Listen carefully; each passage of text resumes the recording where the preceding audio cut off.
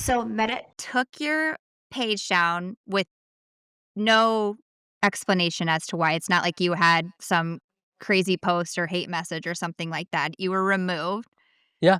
At the time, I think I had like 60,000 or 55,000 followers, somewhere around that range. So I don't know. I put way too much time into it to just accept that as being the reality. I was like, no, I can't accept this. This is not the end of the story. There's no way.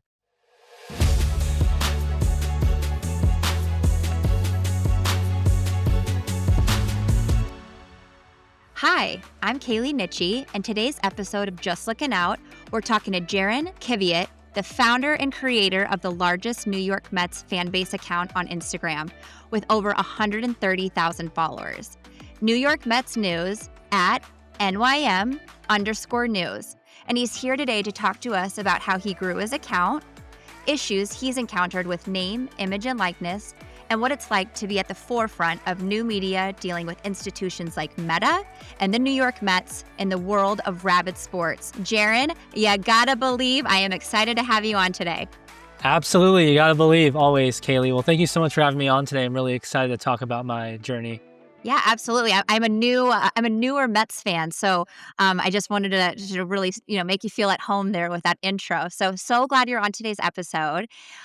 You're my first Gen Zer on season 2, which I'm super pumped about. A digital native, if you will. Now I'm unsure if it's kosher for a woman to ask a man his age, but I don't really care. So can you tell us how old you are and how long you have been using social media? Yes, well, honored to be the first representative of Gen Z, the digitally native generation, if you will. Yeah, I'm 24 years old. I started my Mets journey in 2014. At the time, I was 12 years old in seventh grade as a middle schooler. So it's been a wild ride for sure. All right, seventh grade. Take us back to seventh grade. How did you fall in love with the Mets? And was there like some sort of moment that you remember just, I'm going to be a diehard for life? Yeah, well, I forgot to say, first of all, welcome to the Mets fan base. That's huge, and buckle in for a roller coaster, especially this year and beyond. But yeah, to answer your question there, I started it, at the time, I was not really too excited about what I was seeing from a Mets content perspective and honestly felt underwhelmed. I thought like, hey, it's New York media, social media, like there's got to be some great Mets outlets out there. And at the time, there definitely were some solid ones. I don't want to take anything away from people, but just me speaking personally for myself, I wasn't really I didn't really feel like I got what I was seeking. And I decided to start NYM News just with the expectation to give fans what I would personally expect to see as a diehard fan.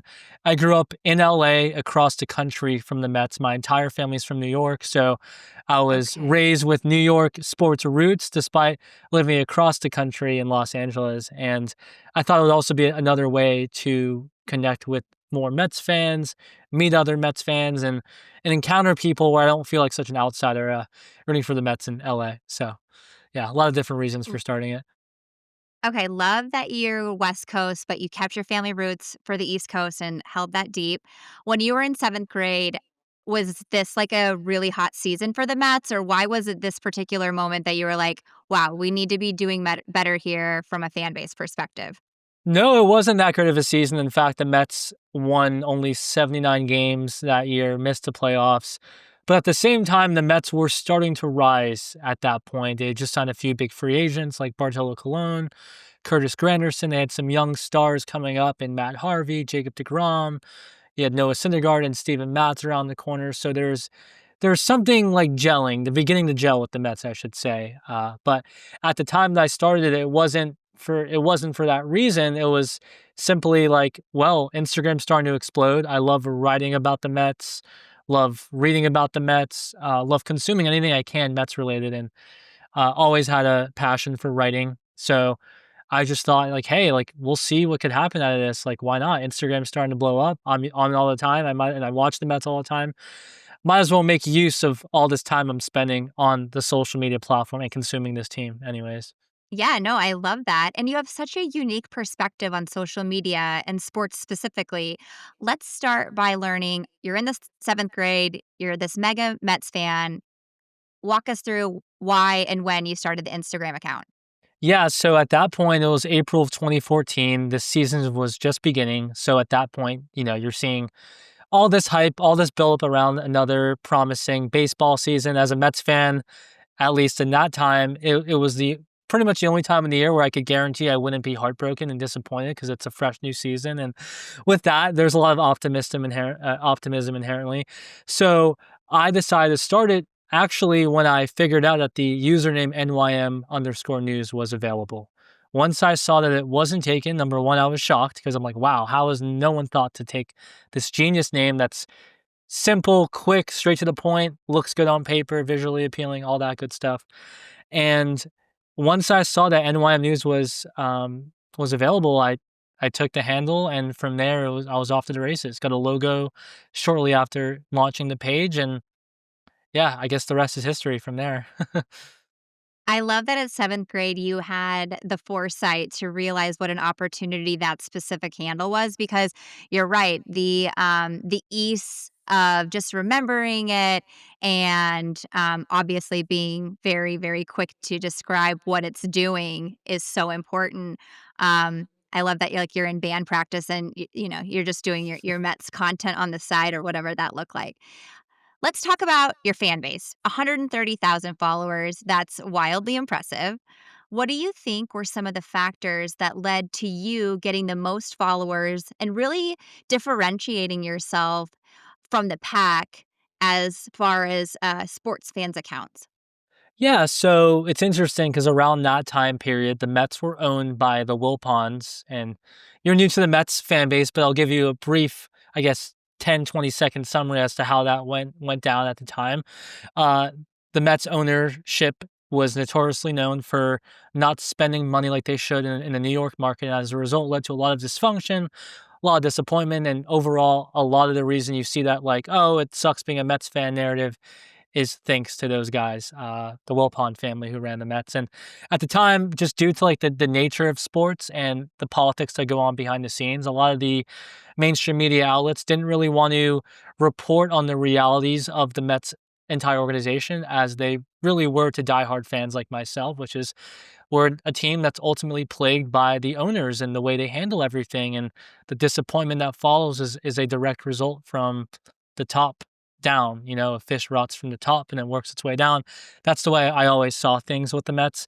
And I didn't start the page for that reason, but when you're reporting on the Mets and it's like, oh, here's a star player, can't go after him. Here's another star player, can't trade for him.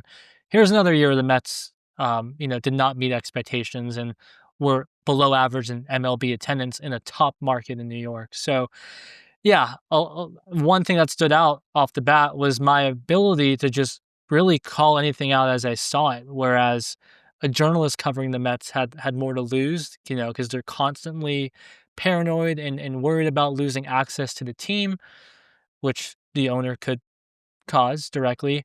I didn't really have to worry about that as this independent content creator covering the Mets from across the country in middle school. So, because a lot of the the way Mets content works is like there's obviously going to be more buzz and more room for growth when the team is doing well. But the thing with what I brought to the table is even when the Mets were not doing well, I made it just as interesting by critically analyzing what was actually going on, the realities of it, not just sugarcoating things. And through thick and thin, there's always interesting content and conversation around the Mets. Sure. So it sounds like authenticity was really important to kind of your brand reputation and the types of stuff that you were generating for content. Is that accurate? Yes, absolutely, 100%. So I have also a question. I'm thinking about this from like an adult perspective. Did the adult men or I would assume that that's the fan base here that for the Mets. Did the adult men know that you were in fact only 12 years old or was that something that you kind of hid behind with the handle that you had chosen? Yeah, it over time it became known in the first year or so. I definitely was more behind the scenes, and even now to this day, it's mostly faceless content. But here and there, I would sprinkle in my face. I'll do like a video or like share something personal about myself and my Mets fandom. and I'd get comments like, "What the hell? Like, you're 12 years old? I'm following a 13-year-old?" Like, people couldn't believe it. And then especially as it started to grow even more, and by the time I was 15 years old, had over 40,000 followers, it just still became it was always this thing where like, wow, this dude is really young to have this platform, this Mets audience. And of course, with that, there came a lot of trolls. Like, I had the account when I first, like, my first couple years of running it, I literally had braces on, right? So it's like, here's a guy who's reaching, Uh-huh. I don't know the exact number, but I'm assuming upwards of a million, we could say probably around millions of fans even back then with the way the algorithm worked. And he's in braces. He's a middle schooler. So yeah, it was, I'm sure it was very interesting for people, but most of them didn't really care because they loved it and they related to it. And even the older Mets fans, at some point they were me, and that's ultimately what fueled their Mets fandom, being that fellow young kid who loved the team, loved baseball. So I think either way, there was a lot of relatability for the people who are older. Sure. I would actually think that some of your charm and relatability came from the fact that you are so novice and young, yet you have these really astute and accurate, just way in which that you were describing what was happening with the organization. So that is a major testament to you. But I am curious because Yeah. I am a mama and I'm thinking about my daughter has created this fan page and she's, in her teens now and now she has 130,000 followers. What did your parents say about this kind of massive social media success and what was their reaction as you continued to get more popular? They were pretty blown away, especially because it happened so quickly. They weren't super concerned about it from a parent standpoint because they knew I wasn't personal. I wasn't like these little kids you see dancing on TikTok and doing that type of content. I was more or less reporting on the team, and when you went on NYM News, you would see just Mets stuff. So they weren't really concerned about my overall safety on it because even at 12 years old, I was on a mission. I was very focused on what I was doing. And yeah, of course, naturally, my age came out in certain posts, certain things I would do, but it was never to a degree where they were like concerned about my well being or with, weird people on the internet. Now, and I'm sure we'll get into that as time evolved, things definitely happened that they became concerned with. But at least in the early days, no, they weren't too concerned with it. Got it. And yes, we will get back there. But I'd like to understand a little bit more about your journey. Can you share what things that you've learned since the seventh grade that either has helped you gain all these followers and also maybe some mishaps that you had that you've learned from?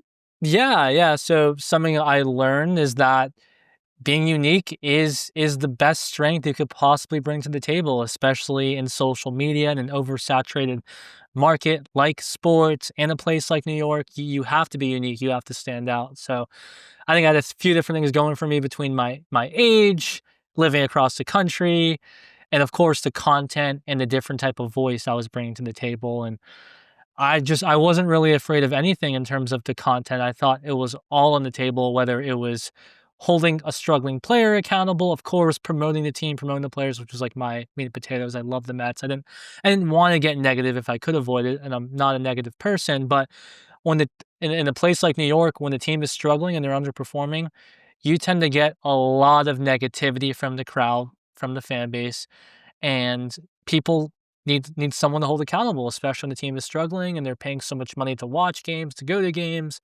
It's pricey these days in MLB, and even back then it was very pricey still. So, just I was always unique. I think that's the best thing I learned. Like, being unique is your strength, and never try to be like the pack. Like, you could look at the pack for some ideas, some general sense of the market and where things are headed, what's going on. But in terms of what you're doing, you should just follow your gut, follow your intuition. So that's probably the best thing I learned overall. And then on top of that, like, if I could go back, I don't think I would, like, there's certain, I think when I was younger, I would take a lot of things personally, particularly like when someone Sure. like would come after me or someone would like disagree with something I said or just someone who didn't like what I was doing. I took it all very personally. Now I don't really take that much, if anything, really personally. I understand like I'm covering a piece of entertainment in in the in the grand scheme of all the chaos going on in the world. Everything I'm doing is really not that deep. And yes, there are people who are crazy on social media. I was actually watching the Stan documentary, around Eminem yesterday, Oh, and it was right. a stark reminder of how crazy rabid fan bases could get, and just like in music, sports could also get wild. So it's having that understanding, like yes, people are just very influenced by this, but it doesn't mean I have to stoop to that level. So I think what the best thing I've learned, especially after some of the controversies, is like you don't really have to take everything seriously. Even the people who are like acting like they're offended by certain things or an outrage over certain things, in reality, most of them are not. It's just social media. It's just the name of the game that we're in. There's a lot of shock value, a lot of overreaction, a lot of things that get misinterpreted digitally than what they are in reality. So I would just say I wouldn't. I would say I wouldn't take as much personally if I could go back in time. Got it. Makes a ton of sense. And I do think that we're getting to, a little bit more tea time, if you will. We need the juicy details. You've mentioned trolls and people coming after you, and I can imagine, supporting an East Coast sports team. There is a lot of passion behind some of the comments that you're receiving. Can Yeah. you talk to us about how, especially in the early days, it sounded like it really affected your mental health? How did that affect you as a person? Yeah, I think it was difficult. I think, especially at that time when you're in middle school, you're early in high school, that's your most vulnerable state, I think, of your life in terms of just not like building your self-confidence, going through puberty, maturing, all those sorts of things. So now not only am I doing that like every other kid around that age, now it's like I'm under this sort of limelight. Like, granted, I wasn't a Disney star or anything like that, but regardless, under a limelight, looked at by more people than the average 12 to, I guess we'll say, 16-year-old in that time period. And as a result, I think it just made me more on guard, made me a little bit more paranoid. Um, I got a lot of hate, even I don't want to say since day one, but maybe since day 21. There's been a lot of hate. So Now, hate coming from the New York Mets fan base or hate coming from other teams and their fan base?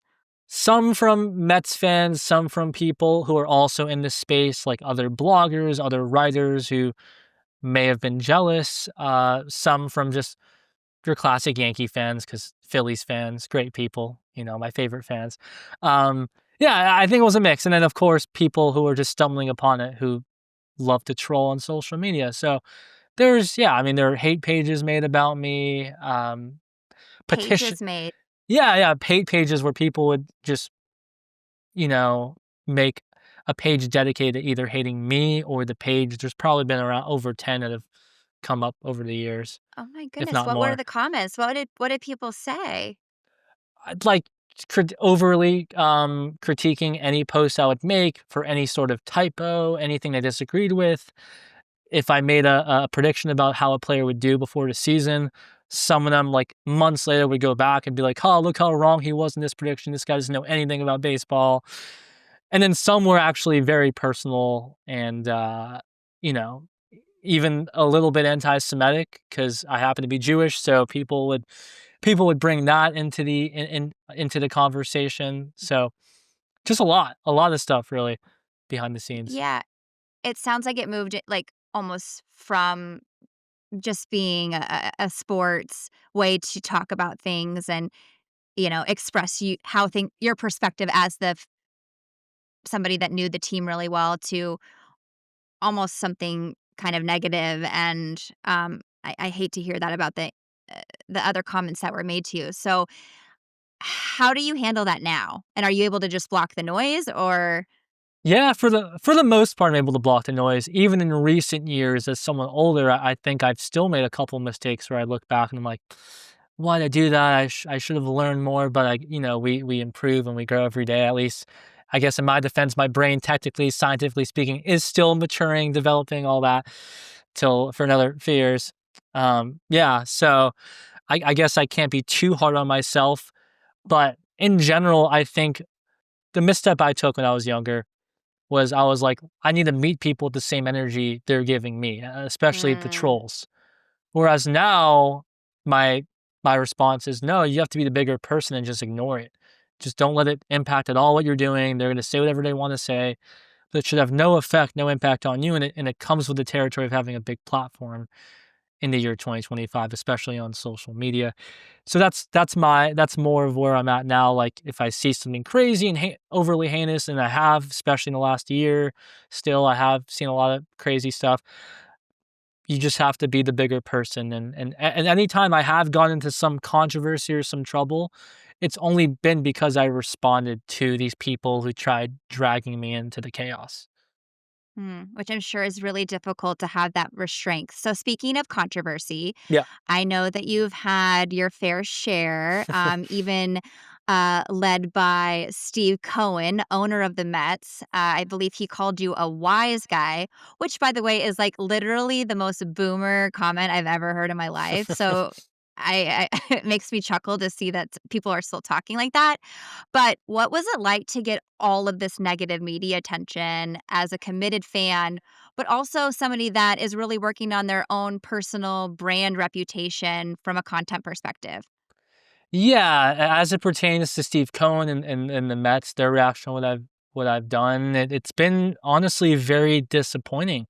I'm someone ultimately who wants to help the Mets grow, reach new fans, and really no one wants to see the Mets succeed more than me. And I think that's clear to anyone who's been following me over the last decade plus. I live and breathe New York Mets. So it's been upsetting to almost be looked at as this adversarial competitor, this controversial wise guy, if you will. Never saw that to be the case. And I think I was just misunderstood.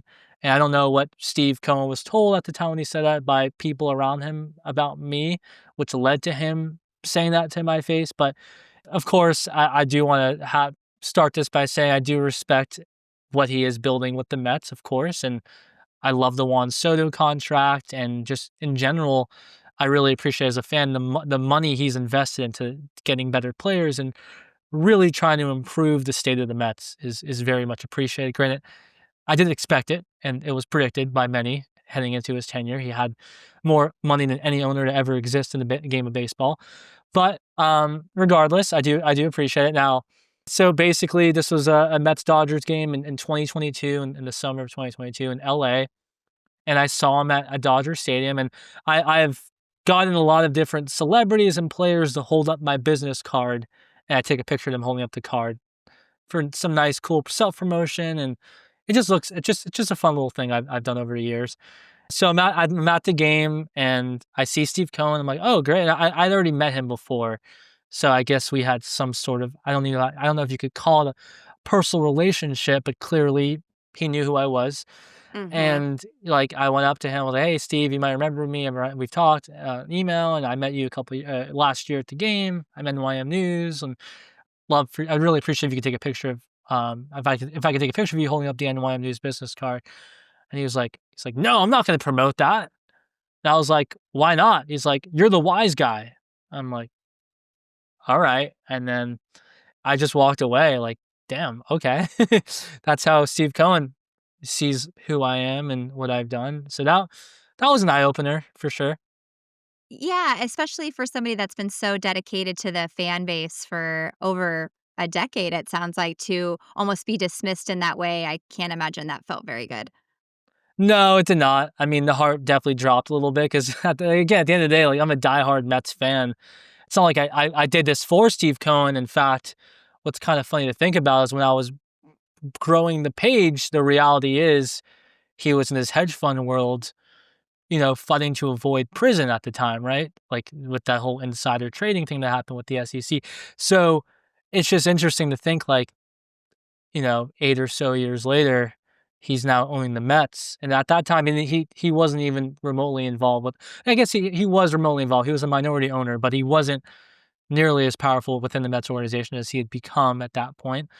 So it was just interesting for me to hear, of all people, that person calling me a wise guy.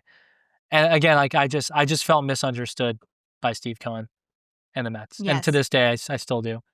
Well, maybe we'll flip that wise guy, and we'll say that you are very wise about baseball. So, that's what I would say, Thank you. moving forward. So, I understand that the New York City Police Department are actually responsible for the security at Citi Field where the Mets play, which is amazing. What was it like dealing with them and drawing the attention of law enforcement? Did that initially scare you or inspire you to do more to draw attention to issues you were seeing within the organization?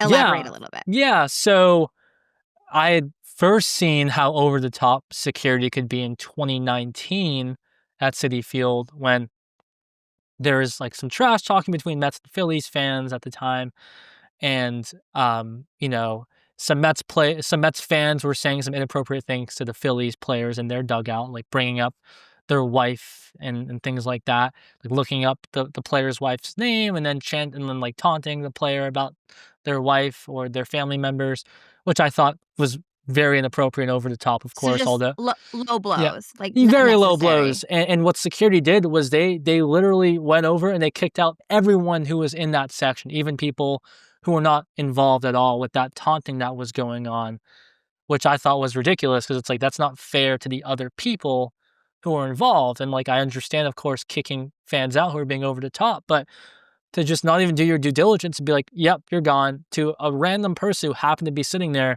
felt that was incredibly unfair to people who pay their hard-earned money to buy Of course, I'd tickets and be watch the Mets. pissed. Yep, and that's what they did, and that was my first eye opener, like, "Whoa, these guys are they don't mess around at Citi Field," 'cause I had not seen anything to that degree, um, before that, and that's really what got me thinking, this is an interesting group of people, and I happen to have this huge Mets platform, I should keep an eye on this, and then, of course, as the future presented itself, things evolved, and then in 2021, there were a couple different issues I had with their security department in typical fashion, which is what they had done, and I believe based off what I've been reading about in recent years, like, are still doing, unfortunately. So, um, Can you share a yeah, little bit more about specifics that have happened?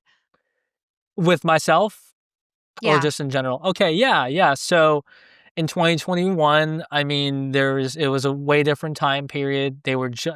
MLB teams were just now letting fans back into the stadium. They hadn't played any game. They hadn't hosted any fans in 2020 due to the pandemic.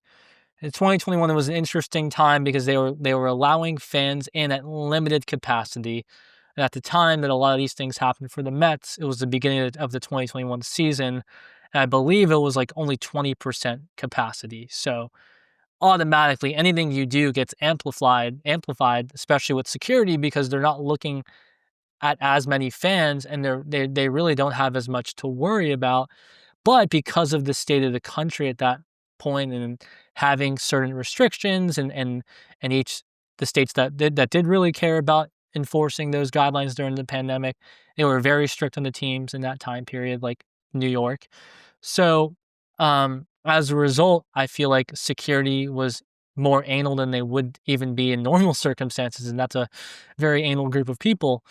And basically, long story short, is each time had a different story. But they would kick me out on grounds that I didn't think were fair to kick a person out on at all. And again, like I told you about in 2019, they don't really do their due diligence. When they decide they want someone gone, you're out, and there's no discussion. There's no there's no real fairness there. It's just like, all right, we don't want you here, you're gone. So they kept kicking me out in 2021. This happened like 3 different times. They would see me and they'd be like, "We don't want this guy here." And each time they What? made up a different convenient reason that was absolutely ridiculous to anyone who would hear it, the full side of it. Um, and like one time it was I wasn't in my right seat. You're talking about a stadium that had like so many empty seats because of the pandemic and that like Right. you could have sat anywhere if you wanted to, right? One time they said my mask wasn't on completely and someone complained about it. And then at that point, I literally pointed to like 100 different people I saw not wearing their mask when they came after me for that reason. So I was like, this can't be the full reason. And then there was another time where I was accused of underage drinking when it was the person next to me who was drinking the beer. And it was just this whole thing, like each time had this whole weird reason as to why they would kick me out and didn't really make sense. And then I made the mistake just as a diehard like, and I wasn't looking. A lot of people were like, "Oh, he was clout chasing. He tried to create some sort of shock value, like Jake Paul style to this. Try to build some controversy here." I was just a disappointed, really frustrated fan who was spending a lot of my money on the Mets and already spent so much time on this team.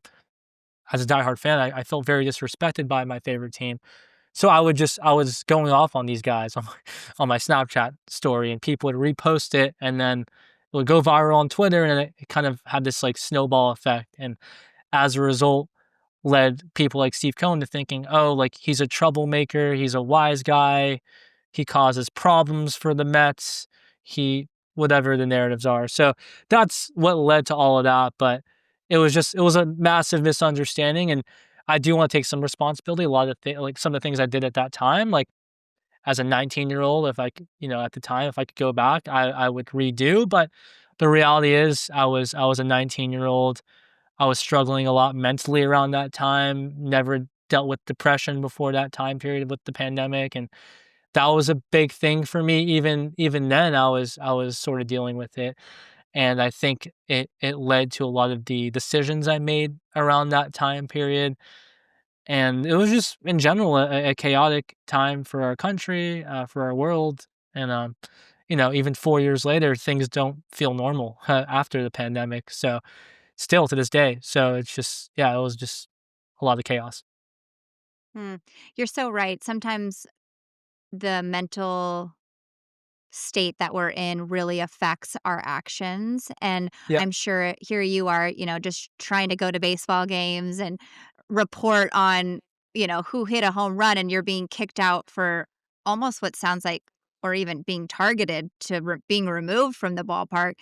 How upsetting that could be, especially given how much time, energy, and money you've probably spent to support the Mets along the way. So Yeah. hopefully 4 years out, we are moving in a more positive direction, but, I hope that, they can see that, we all make mistakes, and it sounds like you were extremely young and have learned and have perspective now that you didn't have then, so that's all we can Yeah. hope for.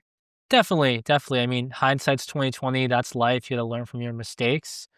Yeah, But at the time, again, I feel like what happened ultimately is my overreaction with those videos and like my like just if, if I didn't take those 5 minutes to really contemplate, okay, is this a good decision? Should I just wait to cool off? This would have never happened. But I think what ultimately happened is my overreaction personally led to all this other overreactions from social media people. And I think that security people also overreacted. So I think you had three different groups overreacting, which led to a snowball of chaos on social media. Not to mention, of course, the big elephant in the room is that this is 2021. There's not that many people in the stands. People are just now coming back to baseball in a normal season again. So there really wasn't that much to talk about, at that point in the season. Like a lot of people don't even think that April, May baseball matters because it's such a long season. So I think, yeah, there's just a lot of different reasons for the snowball effect. got it. Okay, so let's move from the discipline, organized offline safety that you have experienced at the stadium and compare that to online safety, which I would describe as the Wild West, right? There's really no rules or Yeah. organization around policies, et cetera, for how people can behave. So you have this massive platform. You've been a content creator for a number of years. Have you experienced anybody impersonating you? Yes, I've experienced an impersonation, hate pages, and my page has also been disabled 3 different times by Instagram, and I had to get the page back each time. It took a different method, and for a total between those 3 years, I've been off the platform for 8 months. So I've really been running my page since 2014, but you could almost scratch a year off of that because of the time I was off it being disabled. Wow. So your specific Instagram verified page was taken down. Why was that? Yes. So in 2017, it was the first time it happened. And at the time, I think I had like 60,000 or 55,000 followers, somewhere around that range. So still really big, especially in that Yeah. time. You've worked hard to get that many Yeah, people. very hard, very hard. And they disabled me. I didn't get a particular reason. I guess there was like an Instagram purge that was happening that a lot of us called it, where a lot of pages were getting taken down around that time. And some to this day have never been recovered from that time it happened. And they didn't really give me a reason, but regardless, I was off the platform completely. Like in a matter of seconds, it was gone. Like I couldn't refresh my feed. I tried logging in, and then they said, "You've been disabled." And of course, I freaked out, tried every method I could that Instagram provided for me, went nowhere. Got to the point where I hired a private agent to look into it. Like there was a service on the internet I found that promised that they would, if you pay them a certain amount of money, they would look into it, try to get your account back, and if not, you'd get refunded. That went nowhere, so they refunded me. And then really what it took was I was like 5, 6 months off the platform and still really missing it every day and trying to find different ways to get back on. And I ended up having an attorney write a legal letter to Instagram, and then magically a day or so later it was restored right after they sent the letter. So that was So interesting. so Meta Yeah. took your page down with no explanation as to why. It's not like you had some crazy post or hate message or something like that. You were removed. Yeah. And then for 8 months, you spent trying to get back up, correct? You hired Yeah, a it's like 6 company. months I think I was off of it. Yeah. Why did it take so long? Because even to this day, they don't have an actual human review these things when they happen. It's an algorithm, it's their robotic AI system, and you're just dealing with the matrix, I guess. You're not actually talking to a human because these things, like if they had a customer service line, you call someone, you explain what happened, they look into it, and at least you get a real reason. But because I'm talking to a robot, I'm getting the same automated message, which doesn't explain anything, and you're just lost in the mix because they're doing this to everyone now. I mean, on a daily basis, there's probably hundreds of pages, if not thousands, that get disabled, and especially in that time period in the sports world, there were a lot of other pages going down. So I bet what happened was I got lost in the mix, and then it became, of course, not a top priority of a multi-billion-dollar company. And as time goes on and on and on, it becomes in less and less and less of a priority. So I think what they do is they bank on most people not making a giant fuss about it and just accepting, oh, my page got disabled, this sucks, but I'll make a new one or I'll go to a different platform. But I don't know, I put way too much time into it to just accept that as being the reality. I was like, nah, I can't accept this. This is not the end of the story. There's no way. Well, good for you for, like, continuing on because that must've been horribly frustrating. How did handling this from a legal standpoint affect you? Did you have to pay the legal bills? What was that like? No, actually, like I was fortunate because my dad is in Hollywood. So as part of like a legal service he had for his Hollywood career, it was almost like a throw-in for that legal service he had. And it's not like this, even though it sounds very fancy, like, oh, you had a legal letter right to Instagram. Like we basically wrote the letter for the attorney. Sure. He just, attached his credentials onto it, and it was a literal attorney warning letter to Instagram headquarters. So I'm guessing someone in legal saw it and they were like, well, this is not even worth the hassle. Like, let's just bring this account back. And that's what ended up happening. You would think that you don't need legal counsel in order to get something restored that was taken down unrightfully, right? I mean, that's You would just hope. wild to me. Yeah. Yeah, you would hope. But unfortunately, just even to this day, it's just not the way it is. Yeah. So let me ask you, Jaron, you've created this massive fan base, and generally at this level of success, most content creators are getting paid. When your site was down, is that essentially you being unemployed, or tell us about that time? Yeah. Well, at that time, 2017, I believe I was 16 years old at that point when it happened. And I was just now starting to really start to think about how do I monetize this? How do I make money off of it? and it was more of like a side stream of revenue for me, extra cash.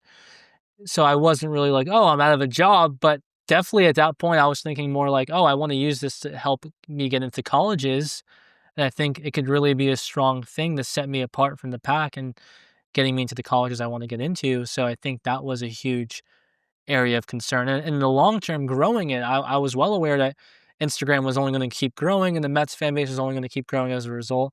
So I had this foresight that, hey, like rather than quitting, if I could find a way to get this back, I could double and triple this audience in the next few years. And that's what ended up happening after I got it back. Got it.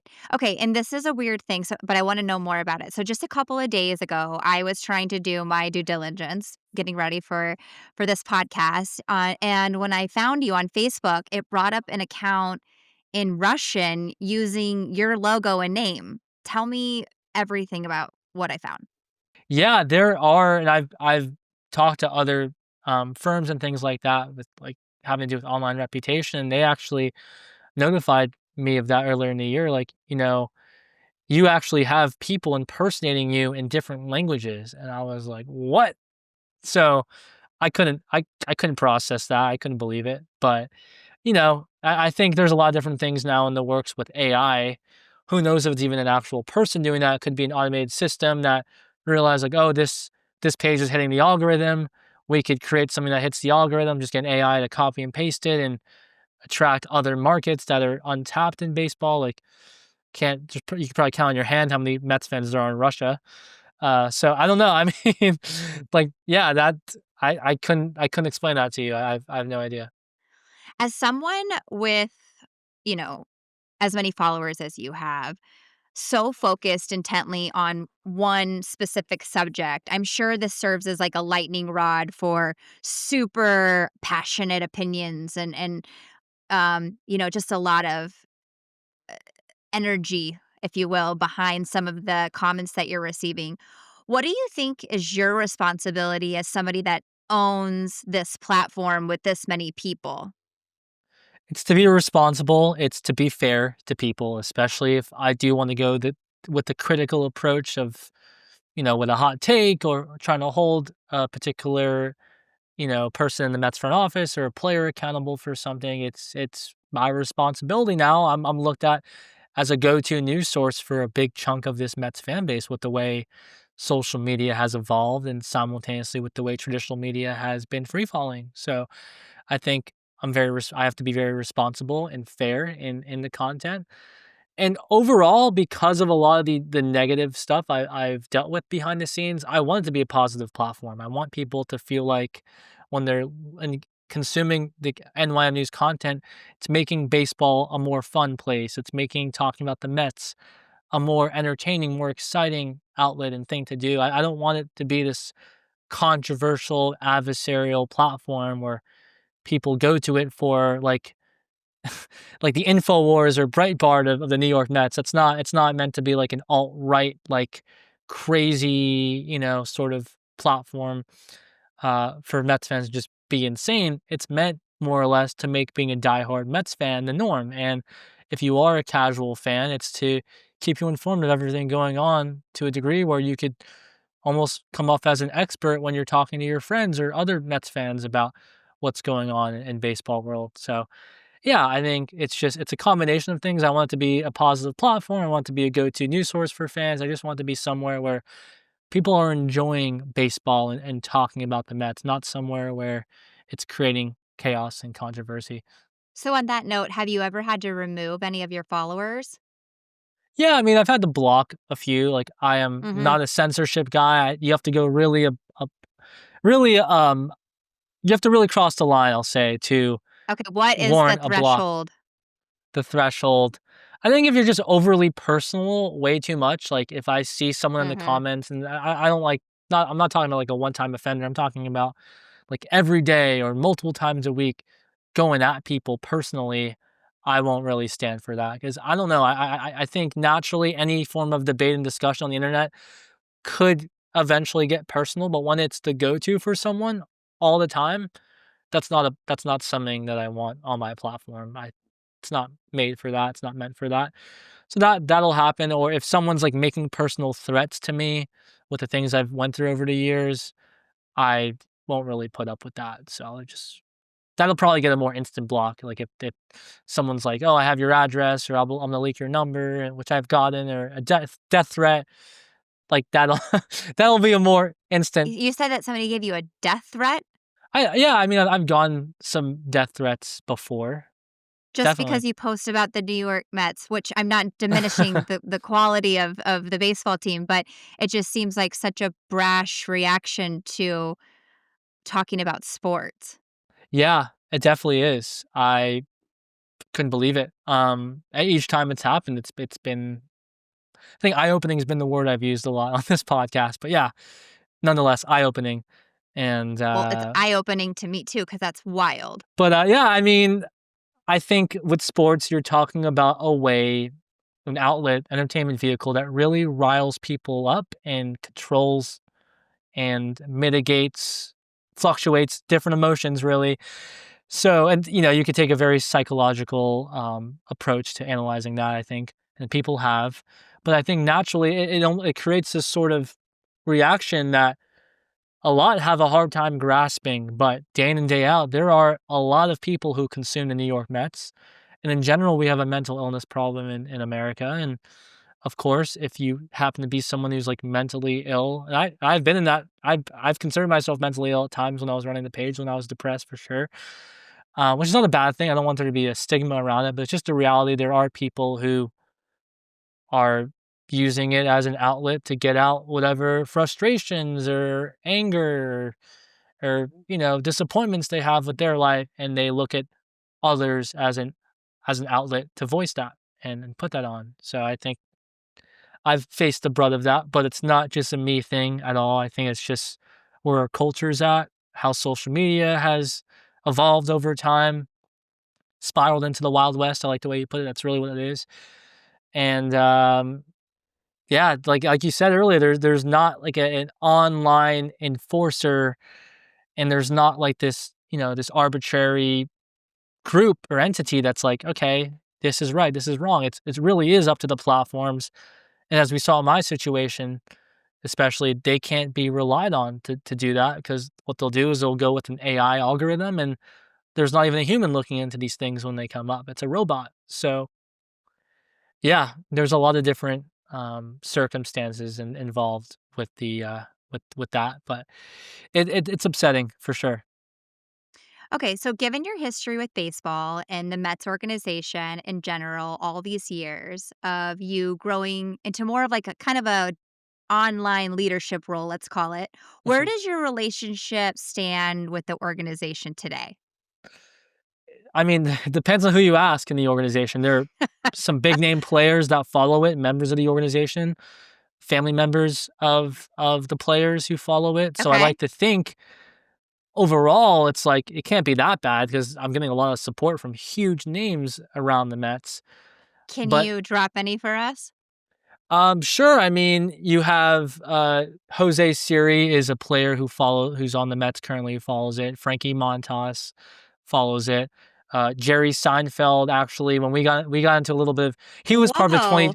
2021, I guess, controversy, if you will, a little bit, because I happened to meet him during that time period, and he unfollowed me around that time.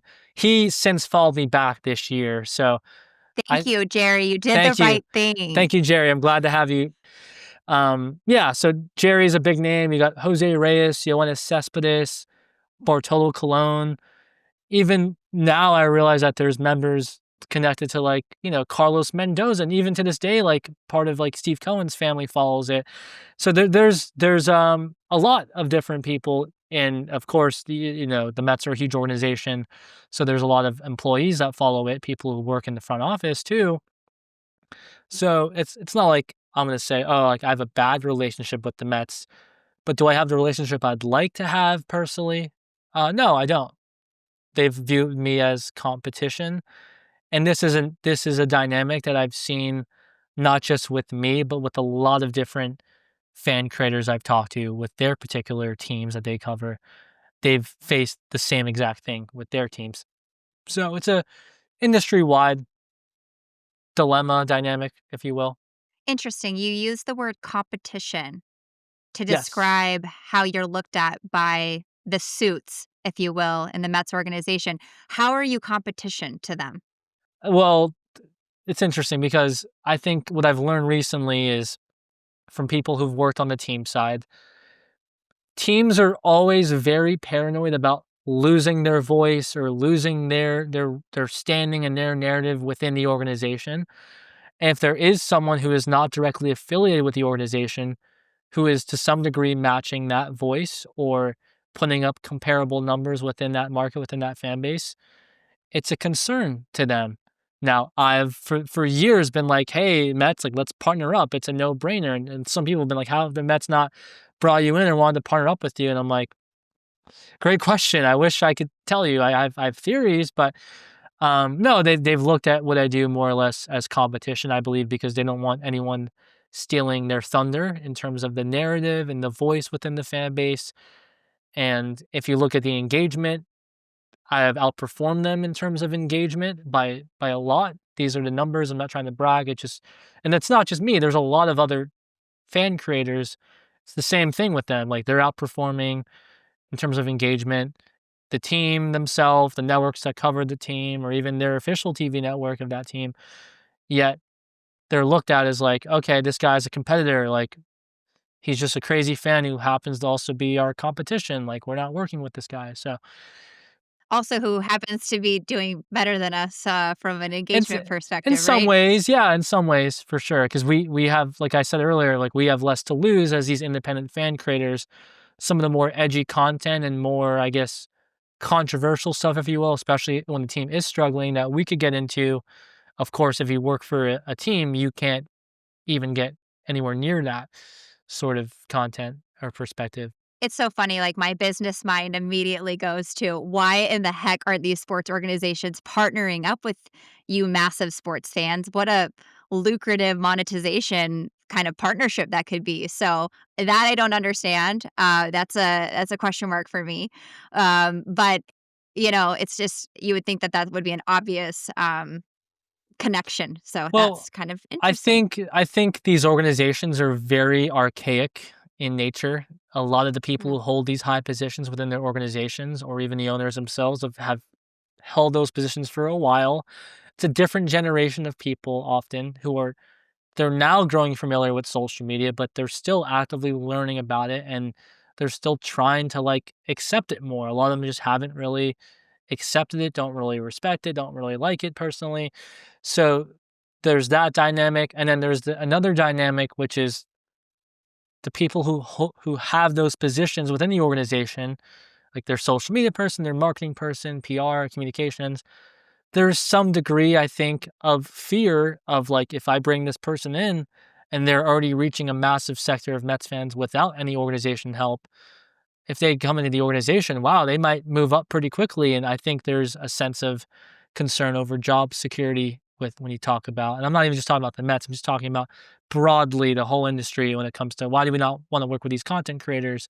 I think if you're a marketing person with the Mets and you're trying to work your way up, you bring in someone like me, you might be worried like, oh, like this guy might surpass me. He might get more of the attention once he's in the organization than me in my typical role. So I think yeah, there's politics in play. There's different eras. There's egos. Of course, at the highest level, I think there's a lot of greed and just priority over revenue above all else, and short-sighted thinking. Yeah, I think there's a lot of factors. Well, that is a great segue into my next question. Let's do a little bit of role play. And okay, so you and Stevie Cohen are at Balthazar on Saturday. It's 8 o'clock. You guys have a reservation. You both are drinking a cold one. The dust has settled. The emotions are lessened. What would you say to him? And what does that conversation look like? Well, I love that, and that's to this day a dream of mine. I do believe that that day can and will and should come, and I think once the dust is settled, it's just gonna be like, "Hey, Steve, like, here's what I bring to the table. We all know what you bring to the table." The moolah. No, yeah, I think really, it's just about like, hey, Steve, like, how do we find other ways to grow this fan base, build an empire with the Mets, and how do we come together? You bring, like, you're so big on the whole Gen Z thing. You bring a Gen Z digitally native mind, and I believe I could call myself an expert on the Mets fan base specifically. I may not be an expert in anything else, but when it comes to this little weird Mets world I'm in, I think I could consider myself an expert at this point. Bring a Mets fan base expert with a billionaire who has more money than any owner in baseball. I think some really interesting things could happen with those two um, sort of things in the mix. So, conversation I think would be really, really fun, and just two diehard Mets fans talking about how we could create this empire and dominate the baseball world in different ways. I love that. So, Steve Cohen, because I'm sure you're listening to this podcast right now. Um, we've got Jaron here that would love to sit down with you and have a further conversation about what your future partnership could look like. He knows. He knows. I've let him know many times that I would like to sit down with him and talk to him, and maybe one day it'll happen. Or I'll even take his assistant. Anyone related to Steve Cohen, I'd love to just have a human one-on-one. Like, hey, like let's talk, because I think any issues or controversies that may have been in the past could easily get situated with a 20-30 minute long conversation, and it could turn into a massive positive for the fan base, especially as MLB now is shifting in this digital world. I just had an influencer media group, John Boy Media, Major League Baseball is now investing in. So I think the writing is on the wall in terms of where the world is headed, where it's going to continue to head. And it's like, what I'm doing could ultimately be a massive asset for the Mets, no doubt, in building their fan base. So All right, Mets, you heard it. You're on base. No pun intended. I Okay. like it. So, Jaron, Yeah. we've talked a lot about the Mets, and you've built such a great community within the New York, you know, fan base community. But I want to know, outside of the Mets, who are some of the players that you think have an incredible fan base as well and really Yeah. understand social media? You mean specific teams or people? Maybe both. Yeah, like one of my buddies, Jake Dupre, he runs Rangers Nation. He does the same thing I've done, but in the Texas Rangers world. He especially blew up over the course of their 2023 World Series around a couple of years Mm. ago. He does a phenomenal job. Harrison, who runs the Yankee Report, similar story to both me and Jake, started around the same time as me, and even though he's a Yankee fan and they're going to be our little brother soon. No, he does a great job in the Yankees world. I've followed New York Jets fans only for many years. Dylan, he does a fantastic job. Like, there's Nick Central, there's Alex, who runs Lambeau Leapers for the Green Bay Packers. I mean, I could go team by team. I think that's what's really exciting about what I've kind of created here. It's not just me. Like, there's a lot of other people who have similar stories to me with their respective teams and markets. And really, I like to think of what we're doing as the present and future of sports media. Yeah, it sounds like you're really modernizing or disrupting what it means to be in this space. And just based off of what you've built on your own, you qualify. But you're not just doing that, right? You want to build something bigger. So, can you tell us what that looks like and what your new venture means?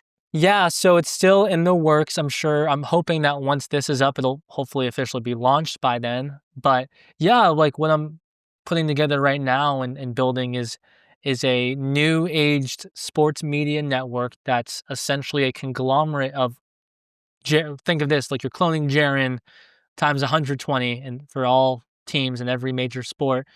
And you're getting an NYM News equivalent across the four major sports and putting that all together in one new age sports media network where we're helping all these guys launch merchandise, podcasts, fan groups, watch parties, you name it, anything that could take what they're doing to a whole new level.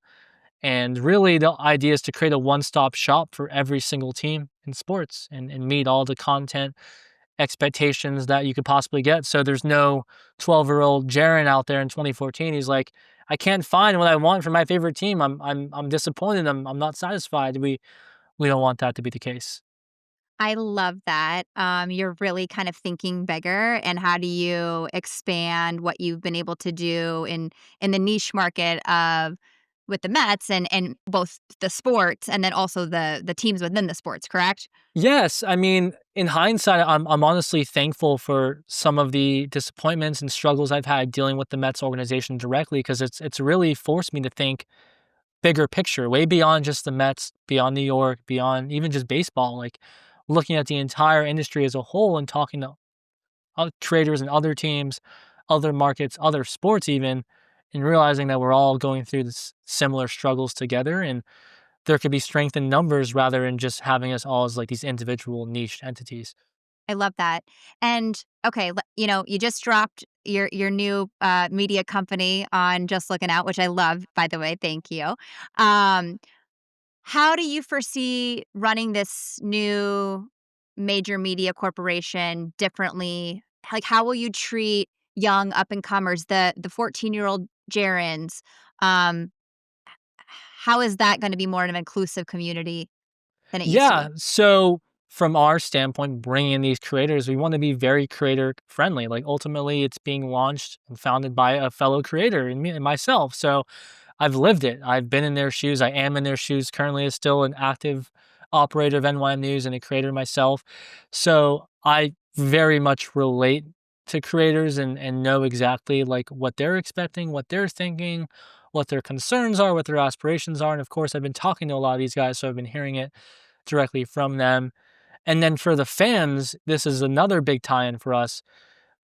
I feel like the local diehard fan is really being forgotten about by the leagues in the grand scheme because there's so much of a focus, as I mentioned earlier, on the overall revenue that these, like from a league standpoint, they only care about how much money they're making. So they're going after these national TV rights contracts because that's where there's a ton of money, regardless whether a team wins or loses. There's guaranteed money there, like Apple or Peacock or Netflix signs a TV contract with you. So now what you're seeing take place in the streaming world that we're in, if you're a diehard fan of your team, you have to buy like 4 or 5 different streaming services just to watch your team year round.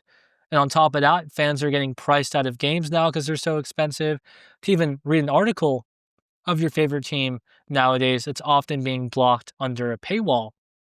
So you can't even read an article now. And I think that's what's really caused as a direct result, a lot of fans relying on people like myself with NYM News to get their content and their information around their team, not to mention because of the other dynamics I talked about with the journalists who cover these teams. They have more to lose, so you may not even be getting the full story from people on the corporate media side as you are from fellow diehard fans like myself, who just happen to run another diehard fan community. And I think we really speak more to the fans than your typical mainstream media outlets do. And that's who we're in it for. It's the fans.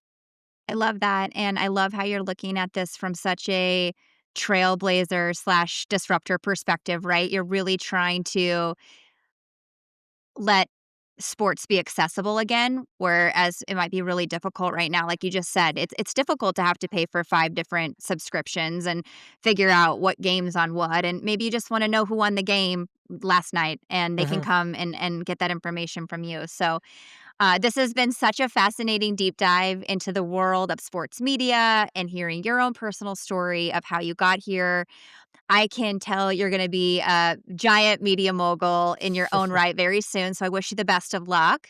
And thank you so much. I can't wait to have you on again. Thank you. I really appreciate that. I hope I gave your audience some perspective. I know your podcasts don't typically focus on the sports world, but I think some things that you learned today could certainly be applied to just overall internet concerns and some of the chaos that being on the internet entails.